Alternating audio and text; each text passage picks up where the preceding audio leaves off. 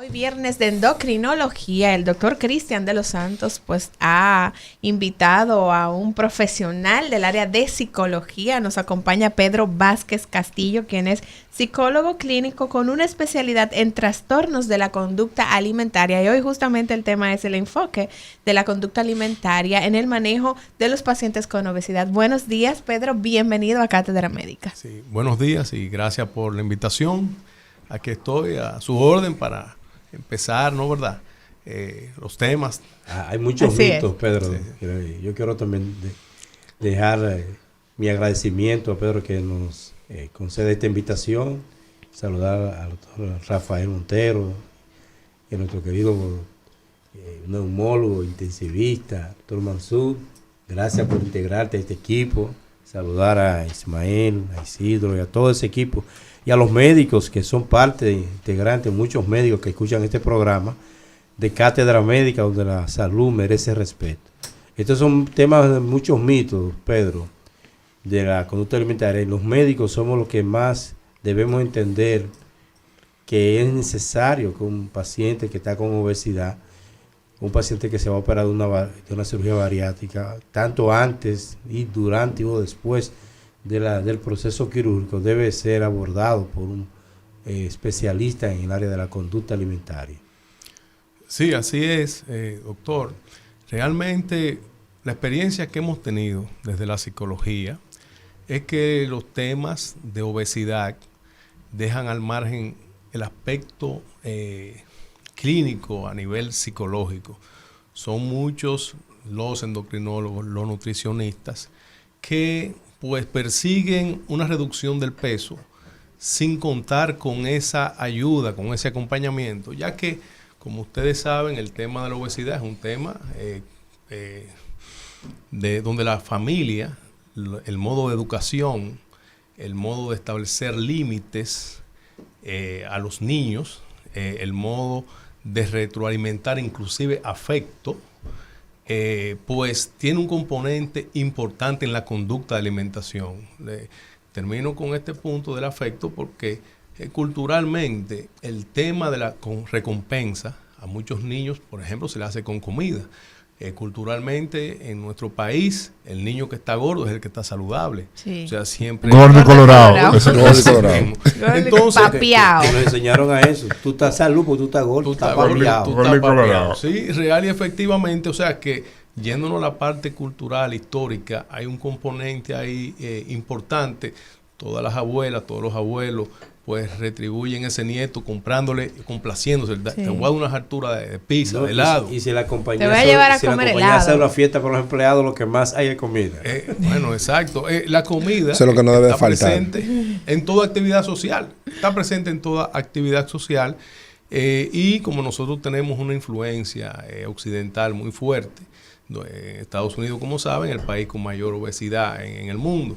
Y tenemos una influencia fuerte en ese sentido, que definitivamente afecta la idiosincrasia, la mentalidad. Hoy día nuestra sociedad valora mucho la rapidez. Sí. Ustedes saben que las comidas chatarra, estaban hablando, las comidas rápidas, insalubres regularmente, pues son una manera para salir del paso de lo que sería un alimento nutritivo. Porque cuesta más tiempo prepararlo, porque cuesta, sobre todo el tiempo. Yo pienso que el tiempo es un factor importante. Entonces, eso sumado a la gratificación, la publicidad que existe con respecto a la industria de la comida, porque como ustedes saben, la industria de la comida es multimillonaria. Todo lo que tiene que ver con este aspecto influye mucho en los jóvenes, de manera sugestiva, y todo joven se acostumbra a tener un tipo de hábito de alimentación que no es el más sano. Entonces, empezando por ahí, sin tener que llegar al extremo de donde se produce ya la obesidad mórbida, donde hay comorbilidad, como usted hablaba de lo que es cirugía bariátrica, empezando por ahí, yo pienso que lo más importante es analizar los patrones educativos, y no sé, que hasta cierto punto las modas, los hábitos de alimentación de Pedro, los niños. una pregunta, ¿es lo mismo comer que alimentarse? Es lo mismo. Yo estoy comiendo, me estoy alimentando. ¿Hay una diferencia? Bueno, sí, con respecto a esto, yo quiero destacar que yo manejo el aspecto psicológico, Sí. básicamente, no médico, pero definitivamente lo importante sería... Pero te hago la pregunta justo, porque en el tema de la conducta, lo que yo percibo es que el que come sin control, tiene una conducta hacia, Tiene un proclive a trastorno. comer, él no piensa en si se está alimentando o no, es lo que quiere comer. Comer. Claro, sobre eso. Cuanto más grande la moña, cuanto más estoy mejor. En cierta cultura, en cierta idiosincrasia, en cierta mentalidad, sí existe eso, sobre todo en las clases medias hacia abajo, Sí. porque es en las clases donde se valora mayormente la oportunidad de comer. En la clase baja no siempre hay la oportunidad de comer bien.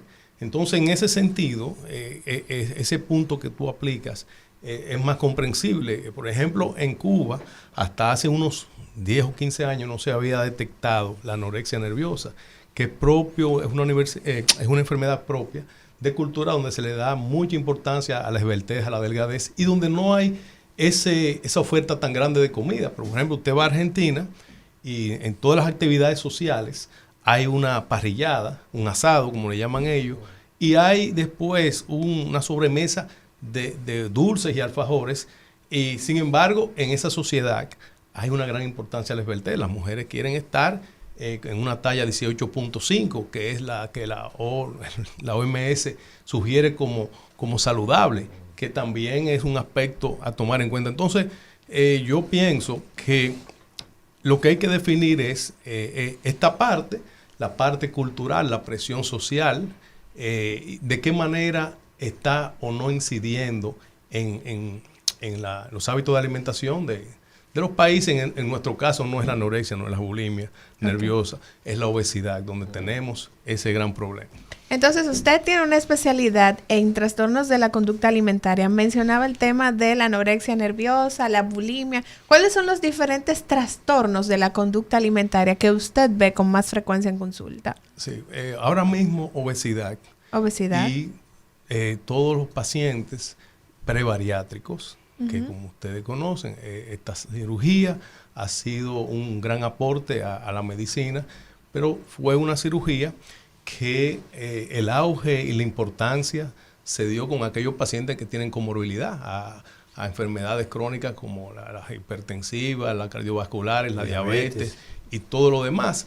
Sin embargo, ¿qué ha pasado? Ahorita el doctor hablaba de la parte ética, que es muy importante. Hemos visto cómo hay un flujo muy alto de operaciones bariátricas sin el debido acompañamiento multidisciplinario. Entonces, toda persona que va a tener, que va a dar ese paso, debe hacérsele una evaluación psiquiátrica y psicológica. ¿Por qué es importante eso? Bueno, es importante porque hay individuos que luego de la operación no van a poder adaptarse a los cambios que supone la operación.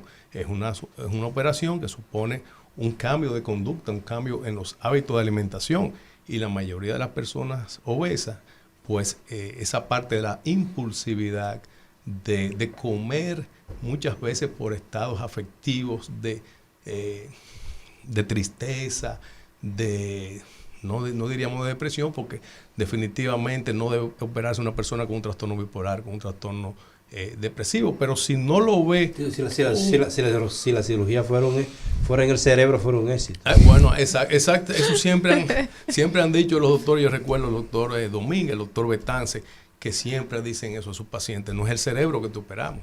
Entonces, en ese sentido, por eso es importante, porque la mayoría de las personas obesas lo que tienen es dificultad con el cambio de hábito, que es algo esencial para, inclusive, hasta para la preservación postquirúrgica de la vida del paciente. Hemos visto tragedias prácticamente en pacientes que se le ha dado una complicación postbariátrica por el manejo de la conducta postoperatoria. Entonces, esa es la razón por la cual es tan importante esa parte. A propósito de la mayoría de los procedimientos nuevos de bariátrica, porque no solamente la cirugía, sino los procesos endoscópicos, procesos de pastilla que hay ahora el mismo. balón, hay un baloncito por ahí que te da una pastillita. Hay más de un procedimiento para ampliar un poquito ese tema. ¿Qué por ciento de pacientes usted está recibiendo post procedimiento que no fueron asesorados pre procedimiento? Porque eso es muy importante. Sí, mire, es importante, doctor Mansour, eso apellido no. Mire, últimamente ha sido muy mínimo el flujo de estos pacientes. Precisamente porque cada vez más están prescindiendo del acompañamiento psicológico. Pero real y efectivamente yo recibo más prequirúrgico que postquirúrgico. O sea, después que es algo hasta cierto punto, bueno, estamos descontinuando el seguimiento, porque se supone que una persona antes de llegar a la cirugía bariátrica, aparte de la evaluación, debe tener unas 8 o 12 sesiones para poder incidir en el cambio de conducta. No es el día, no son 2 días antes de la cirugía. No, es de que vete a operarte, vete a ver al psicólogo o al psiquiatra que la semana que viene te vamos a operar. Entonces, por eso es que hay un rebrote y una ganancia de peso. Y yo me atrevo a decir eso. 50%. Exacto. Vuelven y toman... sí, porque es que no se preparan para el cambio. Y esos pre que se ven precisamente antes del procedimiento, ¿qué tanto de esos pacientes usted estima que se quedan posteriormente, quizás no necesitándolo, quizás cumpliendo el régimen o quizás asegurando ese apoyo del punto de vista psicológico? Un 50% de ellos, 2 meses después, parece que en esos primeros meses está pues la tensión, la expectativa, el temor, pero después que cogen confianza se desaparecen. Entonces, se les olvida. Entonces ese es el punto. Sí, y sin embargo vemos una alta prevalencia de reganancia de peso a los 2 años con personas que no dan un seguimiento psicológico adecuado. Bien, 809-682-9850 es la línea de contacto nacional aquí en cabina y 833-380-0062. Si usted tiene alguna duda con el tema del día de hoy, estamos hablando sobre el enfoque de la conducta alimentaria en el manejo de la obesidad. No se quede con inquietudes. Llámenos y el doctor Cristian de los Santos y Pedro Vázquez, quien es psicólogo clínico con una especialidad en trastornos de la conducta alimentaria, están aquí en la mejor disposición de poder responder a sus preguntas. Pedro, me gustaría que pudiéramos explicarle a la gente, porque ya que estamos hablando de esa relación entre conducta alimentaria y obesidad, de cuáles son, desde el punto de vista psicológico, los motivos por los cuales una persona se sobrealimenta, come de más y llega hasta la obesidad. Sí, como hablábamos al principio, que hay factores muchas veces en el comportamiento, en su relación con la comida, desde la niñez, pero también vemos una comorbilidad alta con algunas sintomatologías de ansiedad en algunos pacientes, con alguna sintomatología de estados de depresión leve, y esos aspectos que tienen que ver con la parte clínica de la psicología hay que tomar en consideración. Sin embargo, hay un consenso prácticamente en Latinoamérica que la parte conductual, como por ejemplo temas de impulsividad, de gratificación y sobre todo de no tener un orden a las horas de las comidas, incide enormemente en la ganancia de peso. Bueno, yo pienso ¿qué herramientas, Pedro, puede tener un hombre, por ejemplo, que dice, yo tengo ansiedad, doctor, para comer, es que yo me pongo loco con la comida y no puedo pararme? ¿Qué herramientas podemos brindarle a una persona así? Bueno, primero hay que confirmar si realmente, porque hemos tenido pacientes que van con ese autodiagnóstico, yo estoy ansioso, a mí hay que internarme o hay que hacerme esto. Hay que hacerle una evaluación para ver si realmente es un tema de ansiedad, pero si uno logra confirmar que es un tema de ansiedad, de pobre manejo de situaciones estresantes, entonces uno trabaja con el paciente para que él aprenda a darse cuenta en qué momento, bajo qué pensamiento, porque trabajamos con la terapia cognitiva en ese sentido, qué pensamiento le puede originar el que él busque la comida como un método de compensación o de relajación. Entonces, que esta persona se haga consciente de sus emociones, de sus pensamientos, para que pueda tomar control y no recurrir a la comida como ese mecanismo para canalizar cualquier tipo de situaciones como esta. O sea, que queremos desmistificar el tradicional de una película que botaron a alguien, está triste y se coge con un bar de helado a comérselo solo en la noche. O sea, queremos enfocarnos en ese punto. Claro, definitivamente, porque no todo el mundo reacciona igual. Puede ser que un individuo reaccione de esa manera. Yo quisiera preguntarle, porque estamos en la era de los resúmenes, que eso es, para la gente es muy importante. Si usted le pudiera hacer 5 recomendaciones a alguien que en la sexta terminara en Buscando Apoyo, 5 recomendaciones para comenzar a encaminarse a una salud nutricional aceptable desde el punto de vista de la conducta, ¿cuál usted le diría? Bueno, yo empezaría que se acerque, en primer punto, a profesionales que tengan formación en una adecuada recomendación nutricional. O sea, los nutricionistas hoy día, los endocrinólogos, los médicos que están empezando a dominar esto. O sea, que no debemos ver videos de YouTube para asesorarnos desde el punto de vista nutricional. Definitivamente. Ni escuchar los influencers de la nutrición. Y hasta en Google, que la gente debe una vez a Google. Ahí quería llevarlo, porque es importante de... Recuerda que en la República Dominicana hay un individuo que se llama la gente. Correcto. Que es el que más sabe. Lo importante es aprovechar al doctor que nos oriente a nosotros y nos diga esas recomendaciones, porque sabemos que la mejor al final siempre va a ser asistir a una persona que tiene el entrenamiento adecuado y que le puede dar una orientación basada en las necesidades individuales. Tenemos que empezar por ahí. Yo por eso se lo dije al revés. Vamos a terminar con esa, porque a la gente que está ahí quiere decir, bueno, yo tengo un niño que ahora mismo no lo controlo, que no quiere, nada más quiere comer pizza. Sí. O tengo a mi tío que a cada rato lo encuentro con un tazón de helado escondido. O sea, quizá por dónde comenzar para terminar donde usted. No, porque la última recomendación era esta, poder identificar si este tipo de conducta tiene un componente psicológico. Esos 2 ejemplos que tú pusiste, pues definitivamente lo tiene. Entonces, por eso yo considero que la parte de una instrucción adecuada debe ser el primer paso. Segundo paso ya sería el acompañamiento psicológico, pero la parte médica y el equipo médico, que son los que encabezan el equipo para dar una buena nutrición, es lo fundamental. Yo me voy a quedar en esas 2, tú me pediste 5.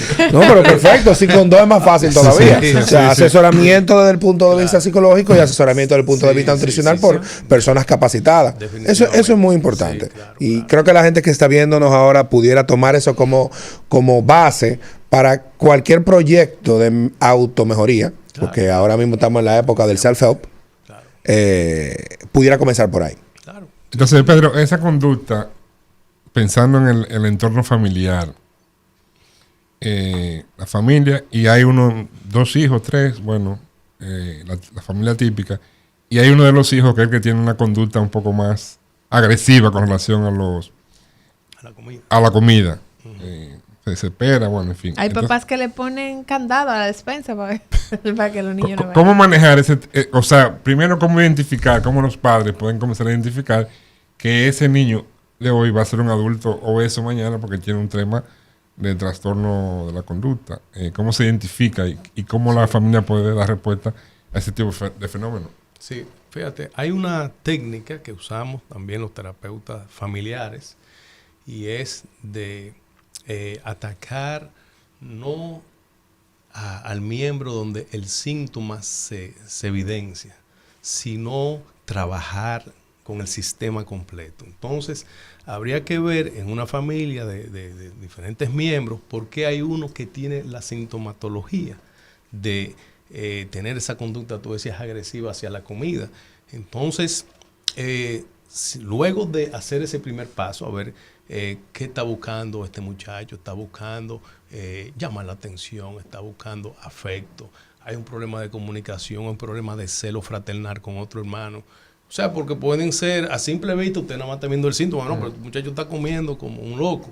Y qué hambre, qué falta de saciedad, pero no estamos viendo quizás otros componentes psicológicos que en el sistema familiar se pudiera estar dando. Dicen que es la tiroides. Yo digo que sí. Tiran pan, tiran pizza, tiran helado. Sí. Precisamente. Eso me gustó la de la tiroides. La tiroides. Sí, que entiendo yo que si fuera un problema de eso es algo que definitivamente no es conductual, es totalmente médico. Y es lo menos frecuente. Y es lo menos frecuente.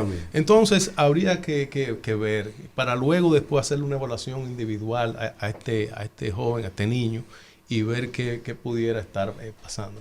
Pero es muy importante entonces eso que dice nuestro invitado Pedro, que en las familias también tenemos que comenzar a identificar ese tipo de conducta, o sea, esa relación que se da con los alimentos en la familia, porque cuando haya una situación como esa, ya tenemos que saber que es una situación que está normal dentro del grupo, que es una persona y que posiblemente va a ser un obeso al final, que va a tener una serie de situaciones difíciles. Si lo tratamos desde la niñez, pues entonces ya vamos a ir controlando ese tipo de conducta. Claro, definitivamente viendo la obesidad como un problema conductual, lo correcto desde el punto de vista de la psicología es verlo así. Vamos a identificar qué carencia, qué situación emocional está llevando a este y no a los otros.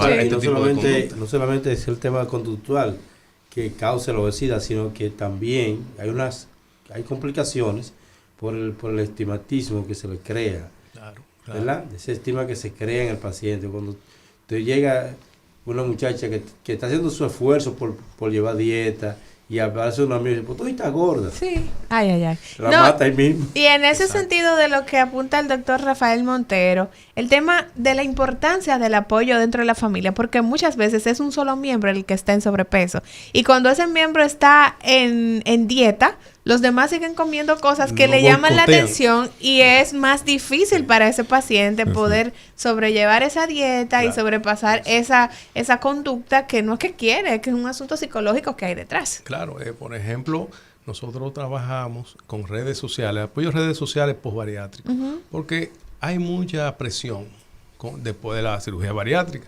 Los mismos amigos, los compañeros se hacen una expectativa y ellos mismos son los que ponen en ansiedad a este tipo de pacientes. ¿Cuántas libras bajaste? ¿Esta semana? ¿Cuánto lleva? ¿Rebajando?